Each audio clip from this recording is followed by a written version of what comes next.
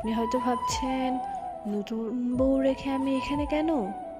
আমি সাধারণত মাগরিবের নামাজের আগেই বাসায় ফিরে যাই, কিন্তু আজ ইচ্ছে করেই দেরি করছি। কারণটা আপনাদের বলতে লজ্জা করছে, তাও বলি। আমার অনেক দিনের ইচ্ছা যে বউয়ের হাতে খাবার খাবো। আমি অনেকবার বলেছি হুমায়রাকে, কিন্তু আমার বউয়ের লজ্জা করে, তাই খাইয়ে দেয় না। ভাবছি আজ সব ব্যবস্থা করেই যাব। আসলে আমাদের বাসায় সবাই একসাথে খাবার খেতে বসে, তাই আমার মিষ্টি বউটা ফোন দিয়ে যেতে পারে। একসাথে খাবার খাওয়া পারিবারিক বন্ধনগুলো আরও গভীর করে তোলে। এখন সময়ের সঙ্গে সঙ্গে আমরাও পরিবর্তন হচ্ছি, আর ধীরে ধীরে পরিবার থেকে আমরা দূরে সরে যাচ্ছি। যাই হোক, এখন বাসায় যাই। অনেক সময় অপেক্ষা করেছি।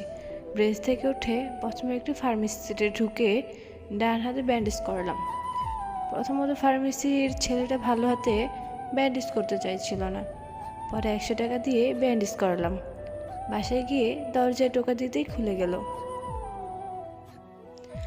আমার মিষ্টি বউটা কি দরজার সামনেই দাঁড়িয়েছিল নাকি? থাকতেই পারি। আপনি ফ্রেশ হয়ে আসেন, আমি খাবার রেডি করে দিচ্ছি।